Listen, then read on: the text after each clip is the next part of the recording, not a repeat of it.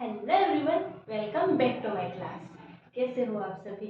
I hope आप बहुत ही अच्छे होंगे और बहुत ही खुश होंगे। तो मैं आज लेके आई हूँ क्वांटम मैकेनिक्स का एक छोटा सा topic, perturbation theory. Perturbation theory की जब हम बात करते हैं तो ये एक बेसिकली एक अप्रोक्सीमेशन मेथड होता है। अप्रोक्सीमेशन मेथड होता है तो इसका यूज क्या होता है? यूज जो इसका है वो है सिस्टम के हैमिल्टोनियन को सोल्व करने में।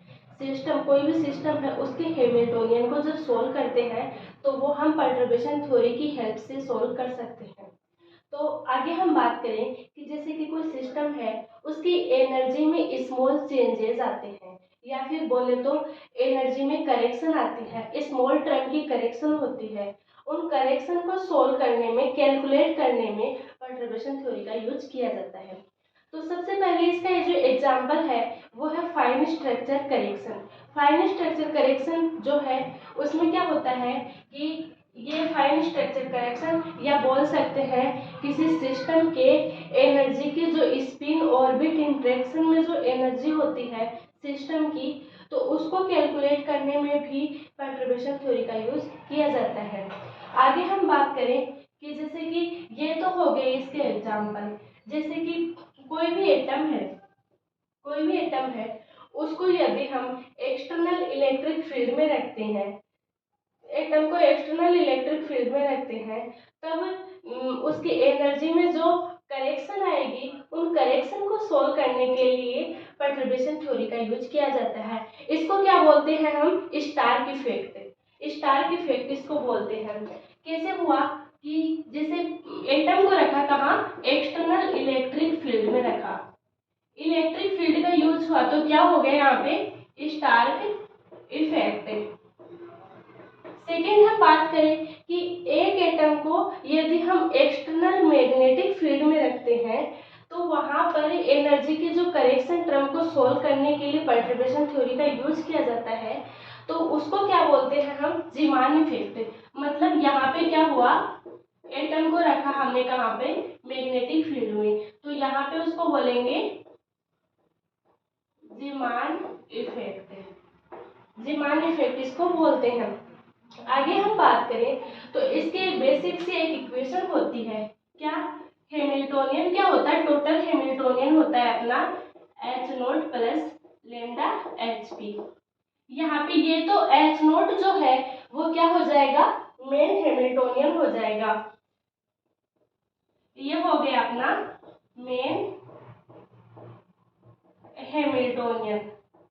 और ये जो है एच पी क्या हो जाएगा? यहाँ पे जो परटर्ब्ड पार्ट होता है हैमिल्टोनियन का, परटर्ब्ड पार्ट, उसको यहाँ पे रिप्रेजेंट किया है किससे? एचपी से रिप्रेजेंट किया है, मतलब perturbed part of Hamiltonian.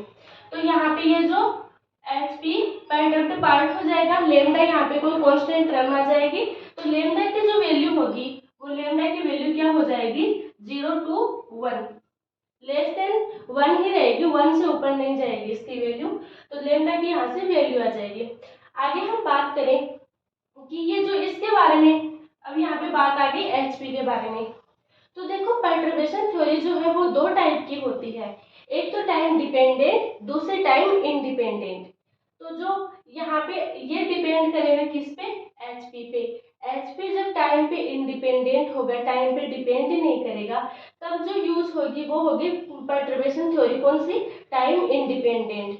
Time independent perturbation theory use होगी जब एचपी जो है वो टाइम पे डिपेंड नहीं करेगा। और जब एचपी टाइम पे डिपेंड करता है तो टाइम डिपेंडेंट परटर्बेशन थ्योरी यहाँ पे यूज होगी।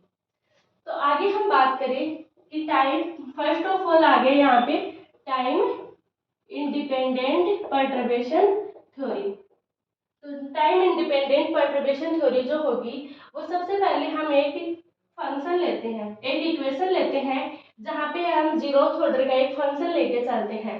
तो बेसिकली ये यहाँ पे जो इक्वेशन आएगी वो जीरोथ ऑर्डर की आएगी। जीरोथ ऑर्डर की जो करेक्शन टर्म है वो इसको इस इक्वेशन से रिप्रेजेंट करते हैं। सेकेंड हम बात करें कि similarly time independent Schrodinger equation का यूज करते हुए हम जीरोथ ऑर्डर की energy correction term find out करते हैं। सेकेंड, हमें उसी time independent Schrodinger equation equation का यूज करते हुए हमें ये यहाँ पे फर्स्ट ऑर्डर की टर्म फाइंड आउट कर लेते हैं।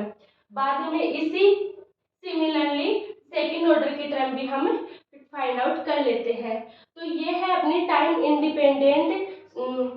इंडिपेंडेंट परटर्बेशन थ्योरी के एनर्जी करेक्शन टर्म्स, जहाँ पे क्वेश्चन में हम डायरेक्टली इनको यूज करते हैं। तो ये 3 फॉर्मूले हो जाएंगे टाइम इंडिपेंडेंट के अंदर। सेकंड पार्ट जो आएगा अपना वो होगा टाइम डिपेंडेंट परटर्बेशन थ्योरी। तो वहाँ पे एचपी की वैल्यू ली जाएगी। इसी प्रकार similarly time dependent Schrodinger equation का यूज करते हुए हम वहाँ पे 3 करेक्शन टर्म निकालेंगे, जीरोथ ऑर्डर, फर्स्ट ऑर्डर और सेकंड ऑर्डर। इस क्लास में इतना ही।